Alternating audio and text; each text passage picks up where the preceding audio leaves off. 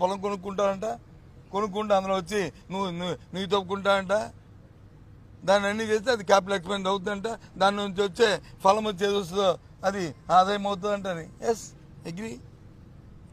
అది మా అందరికీ తెలిసిన విషయమే, ఇదేం కొత్త విషయం కాదు. కానీ మరి మీరు ఇచ్చిన బడ్జెట్లో క్యాపిటల్ ఎక్స్పెండిచర్కి దేని మీద మీరు పెట్టారు చెప్పండి? మేము పెట్టాం, గత 5 సంవత్సరాలు పెట్టాం. ఈ రాష్ట్రంలో పోర్టులకు కానీ జెట్టీలకు కానీ ఆదాయాల సమకూర్చే ఆ వనరులు చేశాం ఉదాహరణకి. కాదా? ఉన్నాయి. రేపు ఇంకా 4-5 రోజులు ఉంది కాబట్టి ఆ డిస్కషన్లో అవన్నీ మాట్లాడదాం అన్నీ కూడా. Okay, thank you, bye.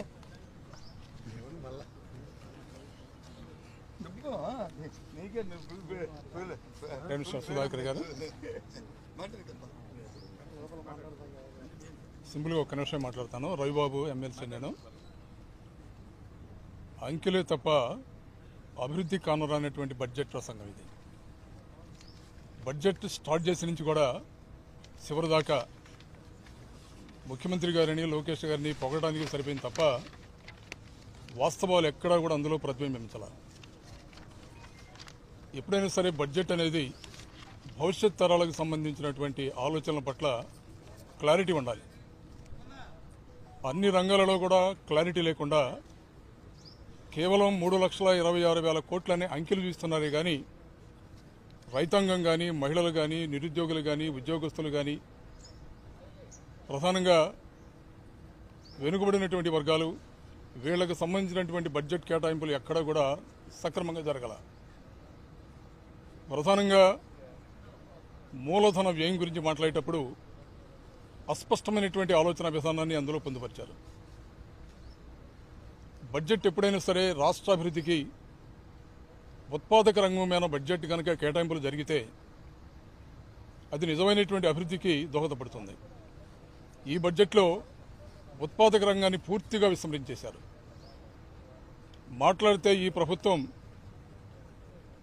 అన్ని రంగాలలో అభివృద్ధి పదంలో నడిపిస్తామని మాట మాట్లాడుతున్నారు.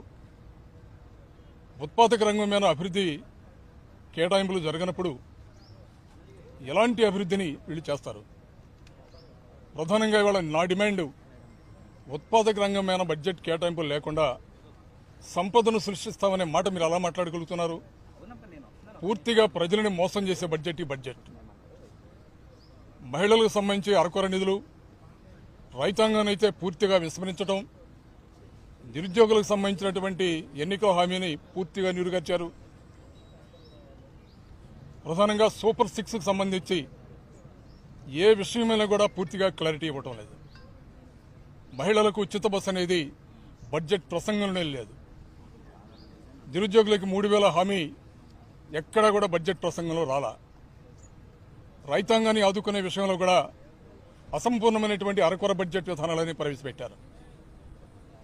ప్రధానంగా నా ఆలోచన ఉత్పత్తి రంగాల మీద సంపూర్ణమైనటువంటి బడ్జెట్ కేటాయింపులు జరగకుండా సంపద సృష్టిస్తామన్నటువంటి మీరు మాట్లాడే మాటలు రాష్ట్ర ప్రజానీకాన్ని మరోసారి మోసం చేసినట్టు అవుతుంది. దీని మీద సంపూర్ణమైనటువంటి విశ్లేషణ రాబోయే బడ్జెట్ మీద విశ్లేషించే రోజుల్లో పూర్తిగా ప్రస్తావిస్తాం. Thank you very much. అందరికీ నమస్కారం. నా పేరు వరదు కళ్యాణి, ఎమ్మెల్సీ అండి. ఈరోజు బడ్జెట్ ఈ రాష్ట్ర ప్రజల్ని తీవ్ర నిరాశకు గురి చేసింది. ఎంతో నమ్మి భారీ మెజారిటీతో ఓట్లేసి గెలిపించిన ప్రజలకు ఈరోజు నెట్ట నిలువున మోసం చేసిన పరిస్థితి బడ్జెట్లో క్లియర్గా కనిపిస్తూ ఉంది. ఎందుకంటే గతసారి ప్రవేశపెట్టిన బడ్జెట్లో కూడా చాలా దారుణంగా ప్రజలను మోసం చేశారు.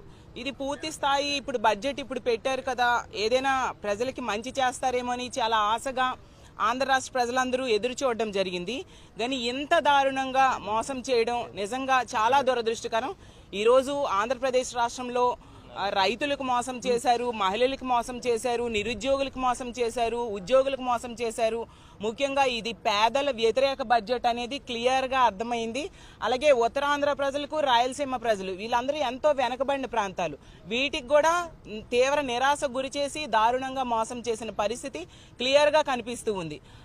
ఈరోజు మహిళలకైతే నెట్ట నిలువుగా అసలు ఎన్ని పథకాలు సూపర్ 6 అంటూ ఆ రోజు ప్రవేశపెడతామని ఎన్నికల టైంలో హామీ ఇచ్చి ఈరోజు ఏ ఒక్కటి ప్రవేశపెట్టిన పరిస్థితి. అసలు వీళ్ళు ఎందుకు అధికారంలోకి వచ్చారు? గతంలో జగన్మోహన్ రెడ్డి గారు ఎంతో చక్కగా పరిపాలించేవారు, ఎన్నో పథకాలు ఇచ్చేవారు, వాటికంటే డబల్ ఇస్తాము, అంతకంటే ఎక్కువ మేలు చేస్తాము అని చెప్పి ప్రజలు నమ్మించి ఈరోజు అధికారంలోకి వచ్చారు. కానీ వీళ్ళు మేనిఫెస్టోలో పెట్టిన ఏ అంశాన్ని కూడా అమలు చేయని పరిస్థితి క్లియర్గా అర్థమవుతుంది. ఈరోజు మహాశక్తి పథకం గురించి అయితే అప్పుడు ఎన్నికల టైంలో ఎంతగా గొప్పలు చెప్పుకున్నారు. ఎందుకు మొన్న సమావేశాల్లో హోంమంత్రి గారు అయితే మహాశక్తికి నిధులు కేటాయించామని ఈనాడు పేపర్ చూసి కౌన్సిల్లో చెప్పేయడం జరిగింది. చూసేసరికి ఆ బడ్జెట్లో కేటాయించలేదు. ఈ రోజు ప్రవేశపెట్టిన బడ్జెట్లో కూడా మహాశక్తి పథకానికి అంటే 19 సంవత్సరాల నుంచి 59 సంవత్సరాలు ఉన్న మహిళలకి నెలకి 1500 చొప్పున ఇస్తాననే ఆ పథకానికి రూపాయి కూడా కేటాయించిన పరిస్థితి ఈరోజు బడ్జెట్ అసెంబ్లీ కౌన్సిల్ సాక్షిగా ప్రజలందరికీ తెలిసిపోయింది. అలాగే తీసుకుంటే 20 లక్షల ఉద్యోగాలు ఇస్తాము లేదా 3000 రూపాయలు నిరుద్యోగ భృతి అన్నారు. దానికోసం కూడా ఒక్క రూపాయి కూడా కేటాయించకుండా నిరుద్యోగులు నెట్ట నిలువుగా మోసం చేసిన పరిస్థితి అందరూ చూసాం. అలాగే తీసుకుంటే ఫ్రీ బస్సు, ఎన్ని గొప్పలు చెప్పారు ఫ్రీ బస్ కోసం. అసలు ఆంధ్ర రాష్ట్రంలో మహిళలందరూ ఎంతో ఆశగా ఫ్రీ బస్ కోసం ఎదురు చూసే పరిస్థితి, దాని ఊసే ఈ బడ్జెట్లో పెట్టని పరిస్థితి. అలాగే తల్లికి వందనం, అలాగే రైతు భరోసా, ఈ 2 పథకాలకైతే అరాకొర నిధులు కేటాయించారు. అసలు తల్లికి వందనం కావాల్సింది 12,000 కోట్లు పైగా కావాలి సంవత్సరానికి. గత సంవత్సరము ఇవ్వలేదు, ఈ సంవత్సరము తీసుకుంటే ఇంచుమించు 25,000 కోట్లు కావాలి. కానీ కేవలం వాళ్ళు ఇచ్చింది 9,400 కోట్లు. అది అసలు యాక్చువల్గా on going scheme. Jaganmohan Reddy గారే ముఖ్యమంత్రి అయి ఉంటే ఈ టైంకి చక్కగా తల్లికి వందనం మొన్న వచ్చేసేది, ఈ సంవత్సరం కూడా వచ్చేది. సో ఆ సంవత్సరం ఎగ్గొట్టమే కాకుండా ఈ సంవత్సరంలో చాలా తక్కువ నిధులు కేటాయించిన పరిస్థితి మన అందరము చూసాం. అసలు గత ఏడాదేమో 5,387 కోట్లు కేటాయించారు మొన్న బడ్జెట్లో, గతసారి బడ్జెట్లో. అసలు ఆ నిధులు ఏమైపోయాయి? ఎవరికి ఇవ్వలేదు కదా తల్లికి వందనం. అలాగే తీసుకుంటే రైతు భరోసా, రైతుకేమో 20,000 ఇస్తానన్నారు. ఏది 20,000? దానికి కావాల్సింది 10,400 కోట్లు అయితే 6,300 కోట్లు కేటాయించి కంటి తుడుపు చర్యగా కేటాయించడం జరిగింది. గత సంవత్సరం ఇవ్వలేదు, ఖరీఫ్ అయిపోయింది, రబీ అయిపోయింది, అంటే 20,000 కోట్ల పైగా 2 సంవత్సరాలు కలిపి కావాలి. కానీ వాళ్ళు కేవలం 1 సంవత్సరం కూడా సరిపోయిన అంతగా కూడా కేటాయించకుండా రైతులు నెట్ట నిలువుగా మోసం చేసిన పరిస్థితి మనం చూసాం. అలాగే దీపం కోసం అసలు గత బడ్జెట్ సమావేశాల్లో ఎన్ని గొప్పలు చెప్పారు దీపం కోసం. తీసుకుంటే 1,55,00,000 మంది ఎల్పిజి గ్యాస్ సిలిండర్స్ ఉన్న వాళ్ళు ఉన్నారు, కానీ 90 లక్షల మందికే కుదించేయడం జరిగింది. అంటే ఎంత దారుణంగా ప్రజలు మోసం చేశారో అర్థం చేసుకోండి. దానికి కూడా 4,000 కోట్లు అవసరమైతే ఈ బడ్జెట్లో 2,601 కోట్లు కేటాయించడం జరిగింది. అంటే దానికి కూడా ఎంత ఘోరంగా ఆ పథకానికి తూట్లు పడవడానికి ప్రయత్నిస్తున్నారో మనం అర్థం చేసుకోవచ్చు. అలాగే సున్నా వడ్డీ తీసుకుంటే 10 లక్షల రూపాయల వరకు సున్నా వడ్డీ ఇస్తామన్నారు. దానికోసం అసలు ప్రస్తావనే లేని పరిస్థితి మనం చూసాము. అలాగే ధరల స్థిరీకరణ నిధి కోసం అసలు 300 కోట్లు ఏంటండి? ఏ కొరన సరిపోతుంది? ధరల స్థిరీకరణ నిధి 5,000 కోట్ల పైగా కావాలి, 300 కోట్లు ఇచ్చారు. అంటే నమ్మించిన ప్రజలకి ఎంత నెట్ట నిలువుగా మోసం చేశారు అనే విషయం మనం క్లియర్గా అర్థం చేసుకోవచ్చు. ఇది నిజంగా అంకెల గారడి అనే విషయం క్లియర్గా ఈ రాష్ట్ర ప్రజలకి ఈ బడ్జెట్ని చూశాక అర్థమైంది. అసలు ఎప్పుడు కూడా గతంలో వాళ్ళు బడ్జెట్లో ఏం చేస్తారు, అప్పులేంటి, ఖర్చులేంటి, ఈ ఆదాయం ఎలాగా ఇవి చెప్పుకుంటారు. కానీ ఈ బడ్జెట్లో తీసుకుంటే ఎంతసేపు కూడా గత ప్రభుత్వాన్ని తిట్టడం, ఈ ప్రభుత్వంలో గౌరవ మంత్రి గారైన లోకేష్ గారి గురించి పొగడ్డం, అదే పనిగా పెట్టుకున్నారు తప్ప వీటి మీద కాన్సన్ట్రేషన్ లేదు. పవన్ కళ్యాణ్ గారు బాధపడతారని ఒక్కసారి పవన్ కళ్యాణ్ గారి పేరు ప్రస్తావించారు. ఈ లోకేష్ గారిని పొగడ్డానికి చూపించే శ్రద్ధ ఈ ఇచ్చిన హామీలు అమలు చేయడంలో ఉంటే ఎంతో బాగుండేదని మేము భావిస్తూ ఉన్నాము. అసలు బడ్జెట్ ద్వారా అసలు వీళ్ళ పరిపాలన ద్వారా రాష్ట్రం పురోగమనంలోకి తీసుకెళ్లాల్సింది, వీళ్ళు చేసిన పనుల ద్వారా తిరోగమనంలోకి వెళ్లే పరిస్థితి మనం క్లియర్గా చూస్తూ ఉన్నాము. అసలు ఈ కూటమి ప్రభుత్వం ఎలా ఉందంటే ఎన్నికల టైంలో ఎన్నో హామీలు ఇచ్చి ఈరోజు ఏ ఒక్కటి అమలు చేయడానికి శ్రద్ధ చూపించట్లేదు.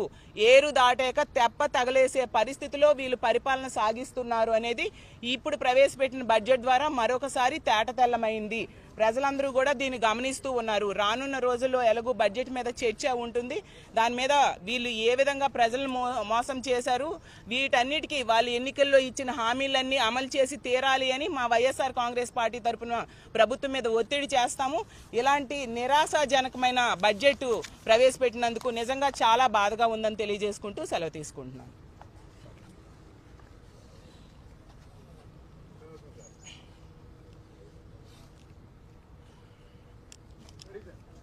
ఆల్మోస్ట్ ఈరోజు బడ్జెట్ సంబంధించినటువంటిది మీరంతా కూడా కవర్ చేస్తున్నారు. ఇప్పుడు మా పార్టీ సభ్యులైనటువంటి అందరూ కూడా ఈ సంక్షేమ పథకాల్లో ఏ విధంగా ప్రజలు మోసగించబడ్డారన్నది స్పష్టంగా కూడా తెలియజేయడం జరిగింది. కొన్ని పథకాలు అయితే ప్రధానంగా ఆడబిడ్డ నిధి సంవత్సరానికి 18,000 రూపాయలు ఇస్తానన్న దాని గురించి కనీసం అసలు మెన్షన్ కూడా చేయలేదు. అసలు ఈ సంవత్సరం కాకుండా నెక్స్ట్ ఇయర్ నుంచి అయినా ఇస్తామని కానీ దాని గురించి ఎక్కడ కూడా ప్రస్తావన చేయలేదు. అదే జగన్మోహన్ రెడ్డి గారు అయితే దానికి చాలా వాల్యూ ఇచ్చినారు. అంటే ఇంచుమించుగా 18,500 రూపాయలు సంవత్సరానికి ఇవ్వడం కానీ, వారికి ఉన్నటువంటి డ్వాక్రా లోన్స్ని క్యాన్సిల్ చేయడం కానీ, వీటన్నిటిని కూడా అనేక పథకాలు మహిళల కోసం చేపడితే ఈరోజు కనీసం దాని గురించి ఊసి కూడా లేదు. సో ఇలా మిగిలినటువంటి పథకాలలో కూడా చాలా విపరీతమైనటువంటి కోతలు కూడా విధించినారు. సరే, నేను దాని గురించి ప్రస్తావనకు పోవట్లా. నేను ప్రధానంగా ఏం చెప్తానంటే, మొన్నటి ఎలక్షన్స్లో అంటే వీరు 1 సంవత్సరం క్రితం ఎలక్షన్స్కి వెళ్ళినప్పుడు ప్రధానంగా ఎంప్లాయీస్ని అన్ఎంప్లాయీస్ని బాగా క్యాష్ చేసుకున్నారు. వారికి చెప్పినటువంటి అబద్ధాలు మోసాలు ఈరోజు అన్నీ కూడా ఎక్కడ కూడా ఒక్కటి కూడా అమలు పరిచే విధంగా వీళ్ళు ఎక్కడ కూడా కనిపించట్లా. జగన్మోహన్ రెడ్డి గారు ఆ రోజు 2019లో ఫస్ట్ సంతకంగానే అంటే మొట్టమొదటి క్యాబినెట్లోనే ఐఆర్ ప్రకటించినారు, 27% ఐఆర్ ప్రకటించినారు. సో ఆ విధంగా తర్వాత పీఆర్సీలో కొంత కోవిడ్ వల్ల 23% పీఆర్సీ పెట్టినప్పటికీ కూడా ఎక్కడ కూడా ఎంప్లాయీస్ అందరికీ కూడా ఒక హ్యాపీగా ఉండేటట్టుగా మొదట్లోనే ఐఆర్ ప్రకటించడం కానీ వారికి శాలరీస్ అన్నీ కూడా అలా ఇవ్వడం కూడా జరిగింది. అయితే ఈ ప్రభుత్వం మొట్టమొదటిగా ఏం చెప్పారు, మొట్టమొదటిగా రాగానే ఇంకా బెటర్ ఐఆర్ ఇస్తామని చెప్పినారు, లేదా పీఆర్సీ ప్రకటిస్తామని చెప్పినారు. కానీ అందరూ కూడా ఎంప్లాయీస్ ఎక్స్పెక్ట్ చేస్తున్నారు కనీసం 30% అయినా ఐఆర్ ప్రకటిస్తారు అని. ఇప్పుడు సంవత్సరం రోజులైంది, ఎక్కడ కూడా గత సంవత్సరంలో ఈ ఐఆర్ గురించి కానీ పీఆర్సీ గురించి కానీ ఎక్కడ కూడా మెన్షన్ చేయాలి. ఈ రోజు బడ్జెట్లో కూడా ఎక్స్పెక్ట్ చేస్తున్నాం దాని గురించి ఎక్కడైనా కూడా మెన్షన్ చేస్తారేమో, ఐఆర్ అన్నా ప్రకటిస్తారేమో, లేదా కనీసం పీఆర్సీకి సంబంధించి ఒక కమిటీ అయినా వేస్తారేమో. అంటే పీఆర్సీ ఉన్న కమిటీని కూడా రద్దు చేసినారు ఈ గవర్నమెంట్ రాగానే, కనీసం కొత్త కమిటీ అయినా వేస్తారా లేదా అనేది కూడా చూసాం. కానీ గవర్నమెంట్ ఎంప్లాయీస్కి సంబంధించి ఎక్కడ కూడా ఒక చిన్న ఊరట కూడా వాళ్ళకి లభించకపోగా ఈరోజు ఎంప్లాయీస్ అంతా కూడా చాలా వరకు ఆతృతగా చూసినారు. వారందరినీ కూడా నిరుత్సాహపరచడం జరిగింది. అలానే ఎంప్లాయీస్ గురించి అయితే చెప్పనక్కర్లా. కొత్త ఎంప్లాయ్మెంట్ అంటే మెగా డిఎస్సీ అని చెప్పినారు. సుమారుగా 5 లక్షల మంది ఈరోజు రోడ్డు మీద ఉన్నారు. అంటే వాళ్ళు ఏదో ప్రైవేట్ ఎంప్లాయీస్గా ఎక్కడో దగ్గర పని చేసుకుంటా ఉంటే వాటన్నిటిని కూడా డ్రాప్ చేసుకొని ఈ కోచింగ్స్ పేరిట ఈరోజు సంవత్సరం నుంచి వాళ్ళు ప్రిపేర్ అవుతా వాళ్ళ కుటుంబాలన్నీ కూడా ఇబ్బంది పడే పరిస్థితి ఉంది. మరి అది కానీ ఇంకా మిగతా ఎంప్లాయ్మెంట్ ఎక్కడైనా కూడా జనరేట్ చేస్తామని కానీ ఎక్కడ కూడా దాని గురించి మెన్షన్ కూడా చేయని పరిస్థితి ఉంది. ఈ విధంగా ఎంప్లాయీస్ విషయంలో కానీ అన్ఎంప్లాయీస్ విషయంలో కానీ పోనీ అన్ఎంప్లాయీస్కి సంబంధించినటువంటి 3,000 రూపాయల వాళ్ళకి నిరుద్యోగ భృతి ఇస్తామని చెప్పినారు. కనీసం అదైనా ఎక్కడ మెన్షన్ చేస్తారంటే అది కూడా చెప్పలేదు. కాబట్టి ఎంప్లాయీస్ అన్ఎంప్లాయీస్ విషయంలో తీవ్రంగా నిరాశపరిచింది ఈ బడ్జెట్. మరి అదేవిధంగా ఎడ్యుకేషన్ డిపార్ట్మెంట్కి సంబంధించి కూడా ఈ ఫీజు రియంబర్స్మెంట్స్ కూడా ఆల్మోస్ట్ అన్ని పెండింగ్స్ ఉన్నాయి. అంటే ఈ గవర్నమెంట్కి రాకముందు 1 సంవత్సరం అంటే ఎప్పుడు కూడా 3 క్వార్టర్లు పెండింగ్ ఉంటాయి. సో వీళ్ళు రాకముందు ఒక 3 క్వార్టర్స్ పెండింగ్ ఉన్నాయి. దాన్ని చూస్తే ₹1 పే చేయాల. మళ్ళీ వీళ్ళు వచ్చిన తర్వాత ఈ 1 సంవత్సరంలో 1 క్వార్టర్ పే చేసినారు. అంటే ఇక్కడ ఒక 3 క్వార్టర్స్ పెండింగ్ ఉన్నాయి. అంటే ఎప్పుడు కూడా ఫీజు రియంబర్స్మెంట్ అన్నది 2 లేదా 3 క్వార్టర్స్ మ్యాక్సిమం పెండింగ్స్ ఉంటాయి. కానీ ఈ రోజు వీళ్ళు వచ్చేటప్పటికి 1 సంవత్సరం గడిచిపోయింది, 6 క్వార్టర్స్ పెండింగ్ ఉన్నాయి. పిల్లలంతా కూడా సర్టిఫికేట్స్ తీసుకోలేక, అంటే అకాడమిక్ ఇయర్ అయిపోయింది, లాస్ట్ అకాడమిక్ ఇయర్లో కూడా 3 క్వార్టర్స్ పెండింగ్ ఉన్నాయి. ఈ అకాడమిక్ ఇయర్లో కొత్తగా ఒక 3 క్వార్టర్స్ పెండింగ్ ఉన్నాయి. 6 క్వార్టర్స్ పెండింగ్స్తో 2 సంవత్సరాల ఫీజులు కట్టుకోలేక పిల్లలంతా కూడా అల్లాడుతూ ఉన్నారు. తల్లిదండ్రులంతా కూడా ఈ ఫీజెస్ని కట్టి వాళ్ళ సర్టిఫికేట్స్ తీసుకెళ్లి ఉన్నత చదివించుకోవాలంటే చాలా ఇబ్బంది కనపడతా ఉన్నారు. అదేవిధంగా ఇంకా ప్రధానమైనటువంటి ఇష్యూ ఏంటంటే, ఇన్ని పథకాలు అమలు చేస్తూ ఉన్నారు జగన్మోహన్ రెడ్డి గారు. రాష్ట్రం అప్పుల పాలైందని చెప్పి పదే చంద్రబాబు నాయుడు గారు మన జగన్మోహన్ రెడ్డి గారిని కానీ వైఎస్ఆర్సీపీని కానీ ఆ రోజు విపరీతమైనటువంటి నిందలు కూడా వేయడం జరిగింది. సుమారుగా 13 లక్షల కోట్ల రూపాయలు అప్పులు చేసినాడని, పథకాలు విపరీతంగా ఇచ్చినారని, పేదలకు దోచిపెట్టినారని చెప్పడం జరిగింది. ఈరోజు ఈ బడ్జెట్ ఇచ్చినటువంటి దీంట్లో వాళ్ళు మెన్షన్ చేసింది, జగన్మోహన్ రెడ్డి గారు 2023-24కు సంబంధించి అన్ని పథకాలు అమలు చేసినా కూడా కేవలం 79,000 కోట్లు మాత్రమే అప్పులు చేసినట్టుగా ఈ దీంట్లో మెన్షన్ చేశారు. అంటే దీంట్లో ఒక వాస్తవాలు ఉంటాయి ఈ బుక్లో. అదే ఇప్పుడు ఈయన ఏ పథకాలు అమలు చేయకుండానే ఈ రాబోయే అకాడమిక్ ఫైనాన్షియల్ ఇయర్లో 1,04,000 కోట్ల అప్పులు చేస్తానని చెప్పారు. ఒకే ఒక్క ఏడాదికి ఏ పథకాలు కూడా అమలు చేయకుండానే 1,04,000 కోట్ల అప్పులు చేస్తానన్నాడు. గడిచిన సంవత్సరంలో ఎన్ని కోట్లు చేశానన్నారు? 98,576 కోట్ల అప్పులు చేశానని చెప్పాడు మొన్నటి సంవత్సరం ఎక్కడైనా ఒక్క పథకమైనా ఇచ్చారా? ఆ గ్యాస్ సిలిండర్ ఒక్కటి ఇచ్చారు, అది కూడా దానికి కూడా చాలా తక్కువ బడ్జెట్, అది తప్ప ఇంకెక్కడైనా కూడా ఒక్క పథకం కూడా లేదు. మరి జగన్మోహన్ రెడ్డి గారు అన్ని పథకాలు అమలు చేసి కూడా కేవలం 79,000 కోట్ల అప్పులు ఆయన ఉన్న టైంలో జరిగితే ఈయన ఏ పథకాలు అమలు చేయకుండా 98,000 కోట్ల అప్పులు చేసి ఇప్పుడేమో కొత్తగా నాకు 1,04,000 కోట్లు నేను అప్పులు చేస్తానన్నాడు. ఏమైనా ధర్మమా? ప్రజలందరూ కూడా ఏమనుకున్నారు? ఈయన సంపద సృష్టిస్తాడు, అన్నీ ఇస్తారన్నారు. సరే, అన్నీ ఇవ్వకపోగా ఈ అప్పుల సంఖ్య ఇన్ని లక్షల కోట్లకు తీసుకుని వెళ్తే ఇంకా ప్రజలు ఏ విధంగా బతకాలా, ఏ విధంగా ఆలోచిస్తారు చంద్రబాబు నాయుడు గారి గురించి? సో ఈ విధంగా అన్నీ కూడా పచ్చి అబద్ధాలు కూడా చెప్పడం జరిగింది. మన గవర్నర్ గారి ప్రసంగంలో కూడా చాలా వరకు మెన్షన్ చేయడం జరిగింది. సో మేము మాట్లాడుతూ ఉన్నప్పుడు వాళ్ళు అడ్డుకోవడం తప్ప మాకు సమాధానాలు చెప్పే పరిస్థితి కనిపించట్లా. రాబోయే రోజుల్లో ఖచ్చితంగా ఇంకో 13-14 రోజుల పాటు బడ్జెట్ సెషన్స్ జరుగుతాయి. తప్పకుండా కూడా వైఎస్ఆర్సీపీ తరఫున ప్రజలకు కావాల్సినటువంటి అవసరాలు కానీ, ప్రజలకు ఏవైతే హామీలు ఇచ్చినారో వాటన్నిటిని కూడా ఖచ్చితంగా ప్రశ్నించడం జరుగుతుంది. సార్, బీసీల నియామకానికి సంబంధించి లోకేష్ గారు ఆధారాలు ఇస్తే జ్యుడిషియల్ ఎంక్వైరీ చేస్తా ఉన్నారు సార్. మీరు ఆధారాలు ఇస్తామని కూడా అన్నారు. ఎప్పుడు ఇస్తున్నారు సార్? ఆ రోజున ఇచ్చారు కదా. దీనికి సంబంధించి మొన్నటి రోజున గవర్నర్ గారి ప్రసంగం మీద ధన్యవాదాలు తెలిపే కార్యక్రమంలో భాగంగా అనేక అంశాల గురించి మేము మాట్లాడుతూ ఉన్నాం. అందులో భాగంగా నేను మాట్లాడుతున్నది బలవంతంగా అంటే వీసీలను ఒక 6 మందిని మేము నామినేట్ చేసినామని చెప్పి రాశారు. అది రెగ్యులర్ ప్రాసెస్. కానీ టోటల్గా 19 మంది వైస్ ఛాన్సలర్స్ మన రాష్ట్రంలో ఉంటే దేశంలో ఎక్కడా లేని విధంగా ఒక్క ఆంధ్ర రాష్ట్రంలోనే, అది కూడా ఈసారి మాత్రమే ఈ గవర్నమెంట్ రాగానే 17 మంది వైస్ ఛాన్సలర్ దగ్గర బలవంతంగా రాజీనామాలు చేయించినారని నేను మాట్లాడడం జరిగింది. దానికి లోకేష్ గారు ఏం చెప్పారు? నేను ఛాలెంజ్ చేస్తా ఉన్నాను, మీ దగ్గర ఆధారాలు కనుక్కుంటే నేను ఎంక్వైరీ వేస్తాను అన్నాడు. ఎస్, మేము ఆధారాలు ఇస్తామని చెప్పి ఆ రోజు మాట్లాడుతూ ఉంటే కనీసం మాకు మైక్ ఇవ్వకుండా, మాతో కనీసం మాట్లాడనివ్వకుండా అర్ధాంతరంగా సభను క్లోజ్ చేయించడం కూడా జరిగింది. అదేవిధంగా ప్రెస్ మీట్ కూడా నిన్న పెట్టడం జరిగింది. రేపు 3వ తారీఖున మేము సబ్మిట్ చేస్తా ఉన్నాం మా దగ్గర ఉన్నటువంటి ఆధారాలని. వెరీ క్లియర్ ఎవిడెన్సెస్ ఉన్నాయి. వాటిలో ఫస్ట్ ఎవిడెన్స్ ఏంటంటే రిజిగ్నేషన్ ఏదైతే వైస్ ఛాన్సలర్స్ ఇచ్చినారో అక్కడ మెన్షన్ చేస్తున్నారు క్లియర్గా, ఆంధ్రప్రదేశ్ గవర్నమెంట్ నుంచి వచ్చినటువంటి instructions, AP state council higher education chairman ఇచ్చినటువంటి ఓవరాల్ ఇన్స్ట్రక్షన్స్ ద్వారా మేము రిజైన్ చేస్తున్నాం అన్నారు. మూకుమ్మడిగా 17 మంది వైస్ ఛాన్సలర్ రాజీనామా చేసిన సంఘటన దేశంలో ఎక్కడా లేదు. ఆ 17 మంది రాజీనామాల పత్రాల్లో కూడా మెజార్టీ అందరూ కూడా ఈ పదాన్ని మెన్షన్ చేయడం జరిగింది. అక్కడ మీకు అర్థం కాలేదా బలవంతంగా వాళ్ళ దగ్గర చేయిస్తా ఉన్నామని? అదేవిధంగా రెండవది కూడా, ఈ వైస్ ఛాన్సలర్ దగ్గరికి వెళ్ళి నేను ఈరోజు ఇక్కడ మాట్లాడడానికి కొంచెం సిగ్గుపడతా ఉన్నాను. వాళ్ళతో మాట్లాడినటువంటి పదాలు చాలా అభ్యంతరకరంగా, కొట్టన వెళ్ళి 100 మంది ఆ వైస్ ఛాన్సలర్స్ మీద దాడులు చేసి మీరు రాజీనామా చేస్తారా లేదని చెప్పి రాజీనామాలు చేయించిన వీడియోస్ మా దగ్గర ఉన్నాయి. ఆ వీడియోస్ని కూడా సబ్మిట్ చేయడం జరుగుతుంది. అదేవిధంగా ప్రెస్లో అప్పుడు వచ్చినటువంటి వైస్ ఛాన్సలర్స్ మీద దాడుల గురించి ప్రెస్లో వచ్చినటువంటి ఫొటోస్ కానీ, న్యూస్ క్లిప్పింగ్స్ కానీ వాటిని కూడా ఎంక్లోజ్ చేయడం జరుగుతుంది. అదేవిధంగా ఆ రోజు ఉన్నటువంటి హైయర్ ఎడ్యుకేషన్ ప్రిన్సిపల్ సెక్రటరీ అందరూ వైస్ ఛాన్సలర్స్కి ఫోన్ చేసి 2 days లోపల మీరు రిజైన్ చేయాలని చెప్పి మాట్లాడడం కూడా జరిగింది. సో ఈ ఎవిడెన్స్ అన్నింటినీ కూడా రేపు 3వ తారీఖున ఎడ్యుకేషన్ మినిస్టర్ లోకేష్ గారికి ఇవ్వడం జరుగుతుంది. తప్పకుండా మేము డిమాండ్ చేయడం కూడా జరుగుతుంది. జ్యుడిషియల్ ఎంక్వైరీ వేయాలా? ఇక్కడ ఈ విధంగా తప్పు జరగకుండా ఇంకొకసారి ఎక్కడా కూడా, అంటే హైయర్ ఎడ్యుకేషన్ ఎక్కడైతే బాగుంటుందో ఆ సొసైటీకి కానీ, ఆ రాష్ట్రం, ఆ దేశానికి కూడా ప్రపంచంలో మంచి గుర్తింపు వచ్చే అవకాశం ఉంటుంది. అటువంటి సిస్టమ్నే పాడు చేసే పరిస్థితి ఉండకూడదు. మరి మేము ఖచ్చితంగా డిమాండ్ చేస్తాం, హైయర్ ఎడ్యుకేషన్ సిస్టంలో వేలు పెట్టడం కానీ, హైయర్ ఎడ్యుకేషన్ సిస్టమ్ని స్పాయిల్ చేయడానికి ప్రయత్నించినటువంటి విధానాన్ని జ్యుడిషియల్ ఎంక్వైరీ వేసి అక్కడ వచ్చేటువంటి రిజల్ట్ ద్వారా తప్పు చేసినటువంటి వారందరినీ, ఎవరైతే వైస్ ఛాన్సలర్స్ మీద గొడవలకు వెళ్ళినారో వాళ్ళందరికీ కూడా ఈ ప్రభుత్వం వచ్చిన తర్వాత కొన్ని నామినేటెడ్ పోస్టులు ఇచ్చింది. వాటిని కూడా మేము ప్రూవ్ చేయడానికి సిద్ధంగా ఉన్నాం. సో వీటన్నింటి మీద ఎంక్వైరీ వేయించి తప్పు చేసిన వారందరికీ కూడా శిక్ష పడేలాగా, భవిష్యత్తులో ఎడ్యుకేషన్ సిస్టంలో ఇంకొకరు వేలు పెట్టకుండా ఉండేలాగా మేము విచారణ కూడా కోరడం జరుగుతుంది.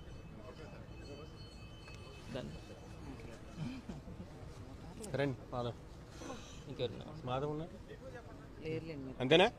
సుత్తి లేకుండానా? అందరికీ నమస్కారం. ఈరోజు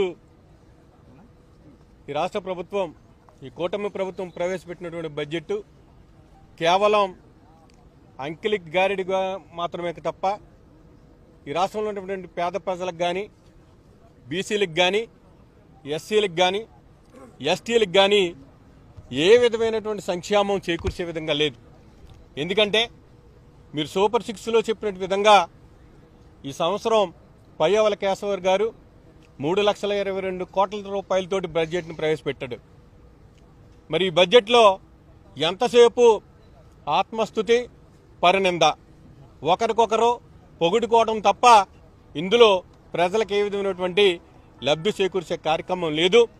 ఎందుకంటున్నానంటే ఎంచోపు గత ప్రభుత్వం అప్పులతో ముంచేసింది, ఈ రాష్ట్రాన్ని సర్వనాశనం చేసిందని చెప్తున్నటువంటి మీరు ఈ బడ్జెట్ సమావేశాలు అయ్యేటప్పటికీ మీరు 1,19,000 కోట్ల రూపాయల అప్పులు చేశారంటే మీరు చేసినటువంటి అప్పుల్ని ఏ ప్రజలకు ఇచ్చారో సమాధానం చెప్పాలని చెప్పేసి ఈ సందర్భంగా నేను డిమాండ్ చేస్తున్నాను. అదే సందర్భంలో ఆ రోజు ఎన్నికల సమయంలో నారా చంద్రబాబు నాయుడు గారు ప్రతి మీటింగ్లో చెప్పారు, ఒక విద్యార్థి ఉంటే 15,000 ఇస్తాం, ఇద్దరుంటే 30,000 ఇస్తాం, నలుగురుంటే 60,000 ఇస్తాం, ఎంతమంది ఉంటే అంతమంది ఇస్తానని చెప్పేసి చెప్పినటువంటి చంద్రబాబు నాయుడు గారు ఈవేళ తల్లికి వందనం కార్యక్రమంలో కోత పెట్టడం జరిగింది. మరి అదేవిధంగా మరి నిరుద్యోగ భృతి ఎక్కడా కూడా ప్రస్తావించిన పరిస్థితి లేదు. మా సోదరులందరూ చెప్పారు, మా సభ్యులు చెప్పారు. అదేవిధంగా చేనేత కార్మికులు ఈ రాష్ట్రంలో చాలా ఇంపార్టెంట్ విషయం. చేనేత కార్మికులు ఆదుకునే కార్యక్రమంలో ఈ బడ్జెట్లో ఎక్కడా కూడా కేటాయింపులు లేవని చెప్పేసి ఈ సందర్భంగా మనం చేస్తున్నాను. అదే సందర్భంలో గృహ నిర్మాణం, మరి పల్లెటూరులోకి వచ్చేటప్పటికి 3 సెంట్లు భూమి ఇస్తానన్నారు, పట్టణాలకు వచ్చేటప్పటికి 2 సెంట్లు భూమి ఇస్తానన్నారు. ఎక్కడా కూడా బడ్జెట్లో కేటాయింపులు లేవని చెప్పేసి సందర్భంగా మనం చేస్తున్నాను. మీరెంతసేపు తండ్రిని కొడుకు, కొడుకుని తండ్రిని పొగుడుకోవడం తప్ప ఎక్కడా కూడా బడ్జెట్ లేదు. ఇది బీసీలని మోసం చేసింది, ఎస్సీలని మోసం చేసింది, ఎస్టీలని మోసం చేసింది. ఇన్ని మోసాలు చేస్తూ మా సభ్యులు మేము మండలంలో కానీ లేదా మండలంలో మేము ప్రస్తావించినప్పుడు ఎంతసేపు మా నోరు నొక్కడానికి మరి వారు ప్రయత్నం చేస్తున్నారు తప్ప ఏదైనా అడుగుతుంటే గట్టిగా అడుగుతుంటే వారు రాసుకున్నటువంటి రెడ్ బుక్ రాజ్యాంగం ద్వారాగా మేము కేసులు పెడతాం, మేము అరెస్టులు చేస్తామని చెప్తున్నారు తప్ప మీరు పాలనే పూర్తిగా ఈ సంవత్సర కాలంలో విస్మరించారని చెప్పి సందర్భంగా మనవి చేసుకుంటూ ఈ బడ్జెట్ పూర్తిగా అంకెలి గారిడి తప్ప ప్రజలకు ఒరిగింది ఏమీ లేదని చెప్పి సందర్భంగా తెలియపరుస్తున్నాం. Thank you.